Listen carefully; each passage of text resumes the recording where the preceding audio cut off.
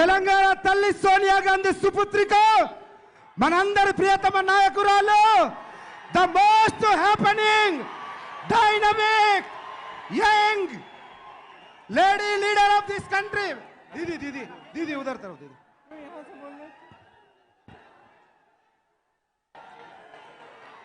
जय बोलो तेलंगाना। कौन सी कोरता उन्नम।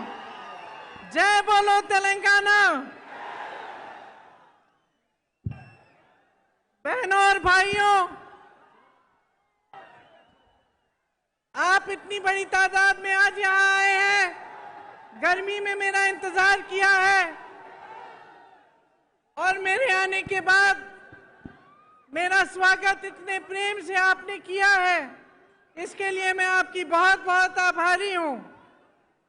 श्री मानिकराव ठाकरे जी, श्री रेवंत रेड्डी जी, श्री भट्टी विक्रमार्का जी, श्री उत्तम रेड्डी जी, श्री जीवन रेड्डी जी, श्री जाना रेड्डी जी, श्री हनुमंतराव जी, श्री पोनल्ला लक्ष्मैया जी, मोहम्मद अजहरुद्दीन जी, श्री बलराम नायक जी, श्रीमती रेणुका चौधरी, श्री अली शब्बीर जी, सी तक्का जी, श्री मधु गौड़ जी, श्री जग्गा रेड्डी जी, श्री के राजू जी, श्री नरसिम्हा रेड्डी जी, वामसी जी, संपत जी, नदीम जावेद जी और रोहित चौधरी जी। यहाँ पर उपस्थित मंच पे सारे कांग्रेस पार्टी के नेतागण, पदाधिकारी और यहाँ पर जितने भी उपस्थित कांग्रेस पार्टी के कार्यकर्ता हैं, आप सबका इस सभा में बहुत बहुत स्वागत। आप तेलंगाना को मां बोलते हैं। ये एक जमीन का टुकड़ा नहीं है आपके लिए, ना एक नक्शे पे बनाई हुई लकीर है। ये आपके लिए वो धरती है जिसे आप मां समान मानते हैं, जिसके लिए आपके दिल में वो श्रद्धा है, वो प्रेम है और वो निष्ठा है जो एक बेटे या एक बेटी की अपने मां के प्रति होती है। शायद आप हट जाएं तो देख पाएंगे। इस धरती के लिए दिख रहे हैं।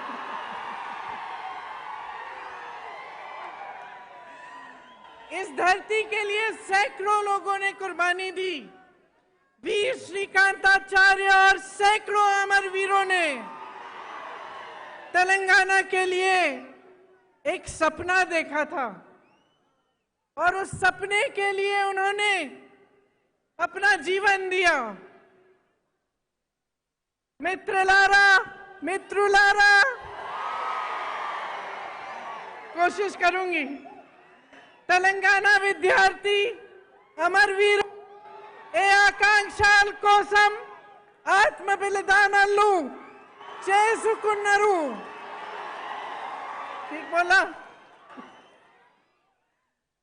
उनकी क्या इच्छा थी, उनकी क्या आशा थी? उनकी इच्छा थी, उनकी लड़ाई थी कि यहाँ के युवाओं के लिए रोजगार बने, कि आने वाली पीढ़ियों को अपना पूरा हक मिले, उनके साथ ज्यादती न हो। किसानों के लिए उन्होंने ये सपना देखा था कि उनको पानी मिले, फसलों का सही दाम मिले, कर्ज का बोझ न उठाना पड़े। अपनी बहनों के लिए ये सपना देखा था कि पूरी तरह से उन्हें भी अपना हक मिले और सारी सुविधाएं मिले। वारंगल, रेड्डी, नलगोंडा, करीमनगर, महबूबनगर जैसे शहर भी हैदराबाद की तरह विकसित हो, उनका नाम भी पूरी देश दुनिया में मशहूर हो। ये शहीद जिन्होंने तेलंगाना के लिए अपना जीवन दिया, ये चाहते थे कि बाबा साहेब अंबेडकर, महात्मा फूले जी, कोमरम भीम जी का जो सपना है वो साकार हो, सबको सामाजिक न्याय मिले, सबको समान हक मिले। पूरे तेलंगाना का यही नारा था, नीरू निद्दलू नियमकालू। पानी, फंड्स और रोजगार, यही आप सबका नारा था। इसके लिए सैकड़ों कुर्बानियां दी गई। किसान, युवा, महिलाएं, दलित, आदिवासी सब आंदोलन के नायक थे। यहाँ की बेटे, यहाँ की बेटियां इस आंदोलन के नायक थे। ऐसा कोई एक नेता नहीं था जिसने इस आंदोलन को आगे बढ़ाया। ये आपका आंदोलन था, तेलंगाना की धरती के बेटे और बेटियों का आंदोलन था। उन्होंने कुर्बानियां दी, उन्होंने आंदोलन किया और इन कुर्बानियों की वजह से आज हम तेलंगाना प्रदेश में खड़े हैं। आप तो जानते ही होंगे, मेरे परिवार ने भी कई कुर्बानियां दी इस देश के लिए। इंदिरा भी शहीद हुई। मिट्टी के लिए कुर्बान होने का मतलब क्या होता है, ये मैं जानती हूं, मेरा परिवार जानता है और समझता है। जब हम सब कहते हैं कि किसी शहीद की कुर्बानी व्यर्थ नहीं होनी चाहिए, तो इसका मतलब क्या होता है, मेरे परिवार के सदस्य जानते हैं।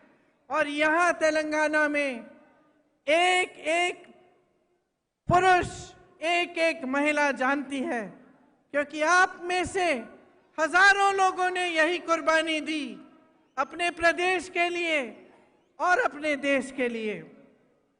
कुर्बानियां एक विचार के लिए दी जाती हैं। दिल में जो इंसान जिस चीज में विश्वास करता है, जिसके लिए लड़ता है, उसके लिए कुर्बानी दी जाती है।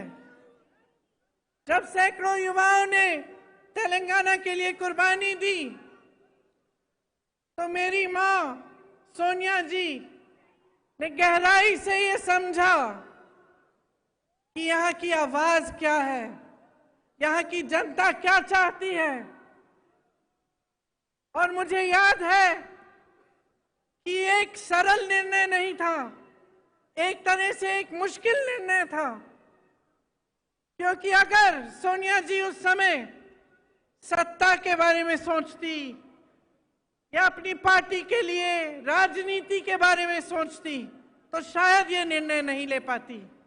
लेकिन सोनिया जी ने आपके बारे में सोचा, आपकी इच्छा के बारे में सोचा, जो आंदोलन आपने बनाया था उसके बारे में सोचा, जो आप चाहते थे उसको सुना, समझा और तभी ये निर्णय लिया गया। तेलंगाना जब बना तो ये स्पष्ट था कि ये प्रदेश अपना रास्ता अपने आप तय करेगा। सबकी यही इच्छा थी और आशा थी कि एक मजबूत प्रदेश बनेगा, कि जितनी आशाएं आंदोलन में व्यक्त की गई थी, जितने बलिदान दिए गए थे, उनका आदर होता। और सब चाहते थे कि चाहे हमारी सरकार बने, चाहे किसी और की सरकार बने, लेकिन तेलंगाना एक नया प्रदेश बना है, अपने आंदोलन से उभरा है। इसमें सब किसान, दलित, आदिवासी, जनता, युवा सब शामिल हुए। तो हम सब चाहते थे कि कैसी भी सरकार आए, चाहे हमारी सरकार भी न हो, लेकिन तेलंगाना के लिए कुछ अच्छा करके जाएगी और कुछ बनाएगी और आपको विकसित बनाने के लिए दिन रात काम करेगी। लेकिन अफसोस की बात है कि जो सपना और जो आपकी इच्छा थी नीरू निदलू नियमकालू की, वो अभी तक पूरी नहीं हुई। आज परिस्थितियां ये है कि सत्ताधारी नेताओं को ही पानी मिल रहा है। सारा फंड सत्ताधारी नेताओं को ही मिल रहा है और सारी जो नौकरियां हैं यहां के युवाओं को मिलने के बजाय उनके करीबियों और उनके दोस्तों को मिलती हैं। ये आपका सपना नहीं था। बीआरएस सरकार यहां एक शासन चला रही है जिसमें आपके सपने साकार नहीं हो पा रहे हैं। उनको शायद ये लगता है कि ये प्रदेश उनकी जागीर है और वे इसके नए जागीरदार हैं। लेकिन इसके लिए आप नहीं लड़े। इसके लिए आपके बहनों, आपकी भाइयों ने बलिदान नहीं दिया। इसके लिए आपका आंदोलन नहीं चला। आपका आंदोलन इसलिए चला कि आपको अपना पूरा हक मिले, कि जितने रोजगार बन रहे हैं वो यहाँ के युवाओं और युवतियों को मिले। और इसीलिए जब बीआरएस की सरकार ने कहा कि वो आपको कर्ज मुक्त करना चाहती है और ये वादा दिया, 2.5 लाख किसानों पर आज भी 1.5 लाख रुपए का कर्ज है। 2.5 लाख किसानों पर, एक एक किसान पर कर्ज है और आपको अभी तक कर्ज मुक्त नहीं किया है। अपना वादा पूरा नहीं किया। 8,000 किसानों ने 2014 से लेकर आज तक आत्महत्या कर डाली। रोजाना लगभग 3 किसान आत्महत्या करते हैं। केसीआर जी ने कहा था कि हर घर में एक नौकरी देंगे। मैं आप सबसे पूछना चाहती हूं, आपके घरों में नौकरी मिली कि नहीं? नहीं मिली। नहीं। यहाँ के हाल में यहाँ के 40 लाख युवा बेरोजगार हैं। 2018 में इन्होंने कहा था कि हर महीने 3,000 रुपए बेरोजगारी का भत्ता मिलेगा। आपको मिल रहा है ये भत्ता? अगर भत्ता देते तो एक युवा को आज 1.5 लाख से ज्यादा रुपए मिलते। क्या मिल रहे हैं आपको? क्या मिले आपको? 2 लाख नौकरियों के पद खाली पड़े हैं, सरकार में भरे नहीं गए हैं, आपको नहीं दिए गए। भर्तियों का खाल देखिए, टीपीएससी का पेपर लीक हो गया, कोई एक्शन लिया इन्होंने? किसी पे कार्रवाई हुई? जिन बच्चों ने मेहनत से पढ़ाई की थी, जिनके माता पिता ने अपनी मेहनत और ईमानदारी की कमाई से उनकी फीस दी थी ट्यूशन के लिए, उनकी कोई मदद, कोई सहायता हुई? तो पिछले 9 सालों में 12 स्टेट यूनिवर्सिटीज में एक भी भर्ती नहीं हुई है।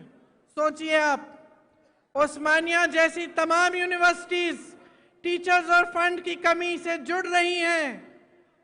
एक भी सरकारी यूनिवर्सिटी नहीं बनाई गई। प्राइवेट यूनिवर्सिटी जरूर बनाई हैं जिसमें आपको लूटा जाता है और फीस इतनी ज्यादा होती है कि आधी जनता तो उसको दे नहीं पाती।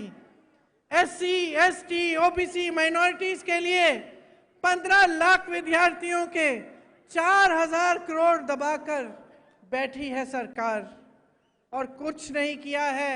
भर्तियां नहीं हो रही हैं अध्यापकों की, कोई नौकरियां नहीं मिल रही हैं युवाओं की। तो ये परिस्थितियां हैं आज आपकी।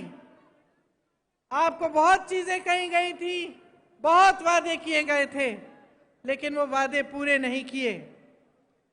आप शायद जानते नहीं होंगे कि बच्चों के स्कूलों में, बच्चों के स्कूल भी कम हो गए हैं। कम बच्चे एनरोल हो रहे हैं पाठशालाओं में और शिक्षा का ही बजट कम कर दिया है। हाँ? आप सोचिए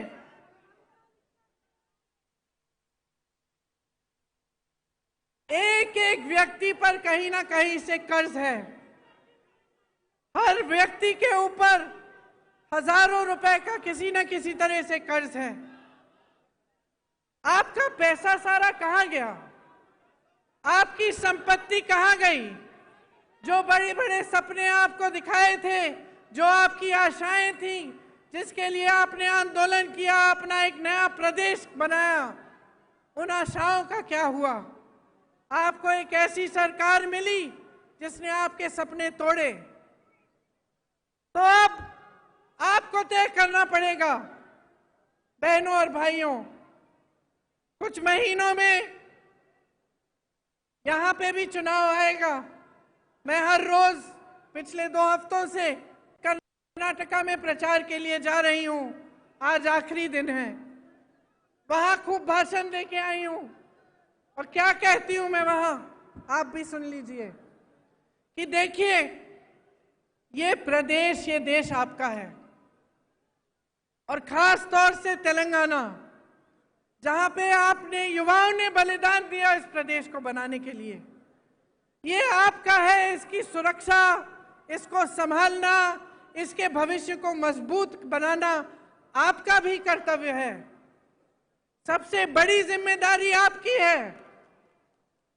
जब आप एक सरकार को चुनते हैं तो अगर आप जागरूक नहीं बनते, अगर आप ये नहीं देखते कि इस सरकार ने हमारे लिए क्या किया, कैसी स्कीम्स बनाई, हमारी आज परिस्थितियां कैसी हैं, पहले से सुधरी हैं कि पहले से ज्यादा मुश्किल परिस्थितियों में हैं हम, और उस जागरूकता के साथ आप नई सरकार नहीं चुनेंगे, तब नुकसान किसी नेता का नहीं होगा बहनों और भाइयों, नुकसान आपका होगा।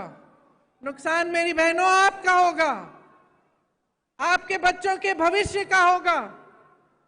तो ये चीजें बहुत गहराई से आपको समझनी चाहिए। आपने अपना पूरा आंदोलन देखा। आज आप यहाँ पे जब मुझे कहते हैं कि मैं इंदिरा अम्मा जैसी एक नई इंदिरा अम्मा हूं, ये हल्की बात नहीं है बहनों और भाइयों, ये हल्की बात नहीं है। जब आप ऐसे कहते हैं तो मुझे अपनी जिम्मेदारी का एहसास होता है, क्योंकि आप उस महिला को याद कर रहे हैं जो 40 साल से पहले ही गुजर चुकी हैं, शहीद हो गई देश के लिए 1984 में। आज हम 2023 में हैं, लेकिन आप उनको श्रद्धा के साथ, श्रद्धा पूर्वक, प्रेम के साथ याद कर रहे हैं, और आप अभी भी आशा रख रहे हैं कि उनकी तरह कोई आपकी मदद करे, क्योंकि वो एक ईमानदार नेता थी, अपनी देश के लिए समर्पित थी और आपके भविष्य के लिए समर्पित थी। तो जब आप ऐसा कहते हैं तो मेरे मन में एक बहुत बड़ी जिम्मेदारी का एहसास होता है कि आपके सामने खड़े होकर मैं ना झूठे वादे कर सकती हूँ, ना झूठी बातें बता सकती हूँ, और आपके सामने जब मैं खड़ी होती हूँ तो ईमानदारी से मैं सच बोलना चाहती हूँ, और मैं यही कहना चाहती हूँ जिसमें आपकी भलाई है। इसीलिए आपने सोनिया अम्मा का नाम भी लिया, और आपको मालूम है कि आपके प्रदेश को बनाने में उनकी भूमिका बहुत रही। मैं उनकी बेटी हूँ। यहाँ अगर आपके सामने खड़ी हूँ तो मैं समझती हूँ कि ये निर्णय उन्होंने पूरी जिम्मेदारी से लिया, और वे भी आपके लिए आजीवन समर्पित रही। तो अब आपकी भलाई की बात क्या है? आपकी भलाई की बात यह है कि आप एकदम जागरूक बने। आजकल जैसे राजनीति यहाँ चल रही है पूरे देश में, कि काम कोई नहीं कर रहा है, दूसरों के काम पर अपना नाम डाला जा रहा है। चुनाव के समय आपकी बातों को करने के बजाय दुनिया भर की बातें चल रही हैं। धर्म के नाम पर, जाति के नाम पर आपको गुमराह किया जाता है, आपके जज्बातों को उभारा जाता है ताकि आपका वोट मिल जाए, सत्ता मिल जाए, और उसके बाद कोई काम करने की जरूरत नहीं है, क्योंकि 5 साल बाद फिर से आपके जज्बातों पर वोट मांगेंगे, अपने काम पर वोट नहीं मांगेंगे, विकास पर वोट नहीं मांगेंगे। ये जो bye bye Modi, bye bye KCR आपने लिखा है, अगर आप सचमुच बाय बाय चाहते हैं तो अपनी जिम्मेदारी को समझिए। जो पार्टियां आपको बता रही हैं उनको परखिए, पढ़िए, देखिए कांग्रेस पार्टी क्या कह रही है। आज ये हैदराबाद का यूथ डिक्लेरेशन किया गया, ये आपका सम्मान है कि हम आज ये डिक्लेरेशन कर रहे हैं। और हम सब नेता यहां बैठे हुए, सब जो यहां मौजूद हैं, इस डिक्लेरेशन के लिए आपके प्रति जवाबदेह बनेंगे। अगर हमारी सरकार बनेगी, 5 साल बाद ये काम नहीं किए गए तो हमें निकाल देना।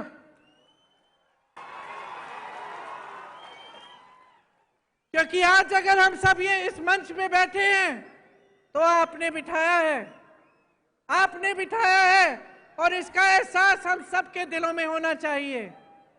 इस यूथ डिक्लेरेशन में ये कहा हमने कि आंदोलन में शहीद परिवारों के लिए, शहीदों के परिवारों के लिए एक सदस्य को जरूर सरकारी नौकरी मिलेगी। हम ये भी कह रहे हैं कि शहीदों के माता पिता या उनकी पत्नियां को 25,000 रुपए की मासिक पेंशन दी जाएगी।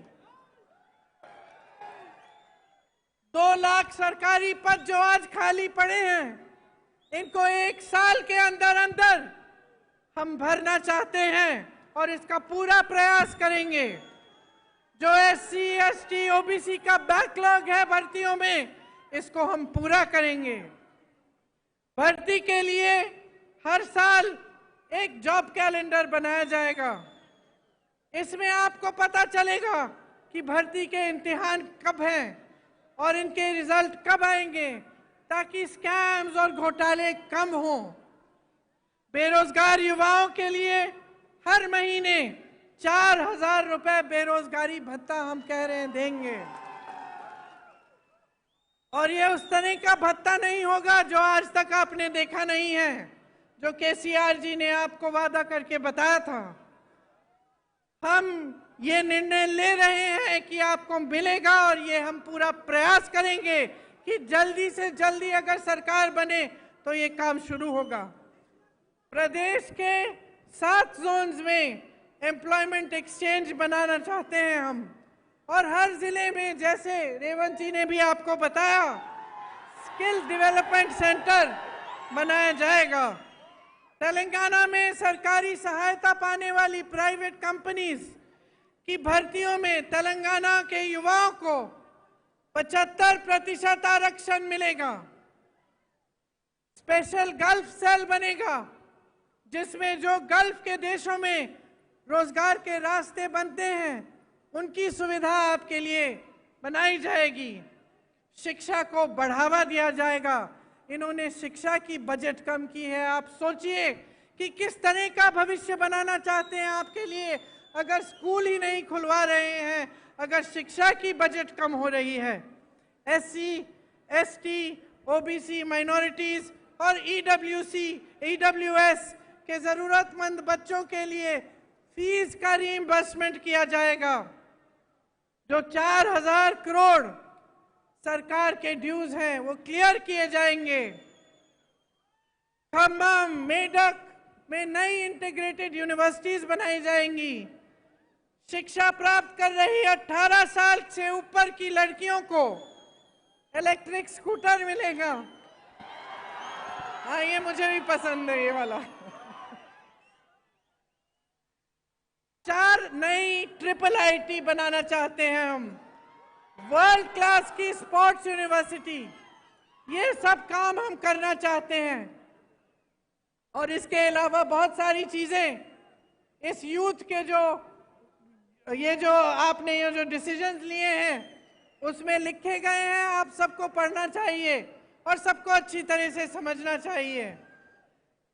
तो तो अंत में मैं सिर्फ इतना कहना चाहती हूं कि अगर आज आपको अपने भविष्य को बचाना है, अपने प्रदेश को आगे बढ़ाना है, अपने देश को गलत तरह की राजनीति से बचाना है और एक ऐसी राजनीति स्थापित करनी है जिसके लिए जनता सर्वोपरि है, तो आपको जागरूक बनना एकदम सबसे ज्यादा महत्वपूर्ण चीज यही है। आपको जागरूक बनना पड़ेगा। मैं यही मांगने आई हूं आपसे, बार बार आपसे मिलती रहूंगी, बातें करती रहूंगी और मेरी इच्छा यही है कि जो सपने शहीदों ने, आपकी बहनों, आपके भाइयों ने आपके प्रदेश के लिए देखे, जिन सपनों को साकार करने के लिए सोनिया अम्मा ने और कांग्रेस पार्टी ने ये निर्णय लिया था और जिस प्रदेश के लिए इंदिरा अम्मा ने दिन रात काम किया था, वो एक विकसित मजबूत प्रदेश बने जो पूरी दुनिया में मशहूर रहे। यही मेरी इच्छा और आशा है। आप सबने बहुत बहुत ध्यान से मेरी बातों को सुना, इसके लिए मैं आपको बहुत धन्यवाद देती हूं, बहुत धन्यवाद देती हूं। एक बार मेरे साथ कहिए, जय हिंद, जय हिंद, जय हिंद। धन्यवाद। ఒక్క 2 నిమిషాలు వేచి ఉండవలసిందిగా కోరుతా ఉన్నాం.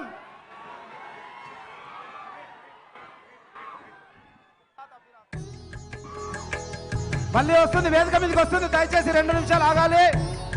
2 నిమిషాలు ఓపికతో ఉండవలసి కోరుతా ఉన్నా. ఎన్ఎస్ఐ యువజన కాంగ్రెస్ అధ్యక్షులు యూత్ డిక్లరేషన్ ను మేడం చేతుల మీదుగా రిలీజ్ చేస్తారు.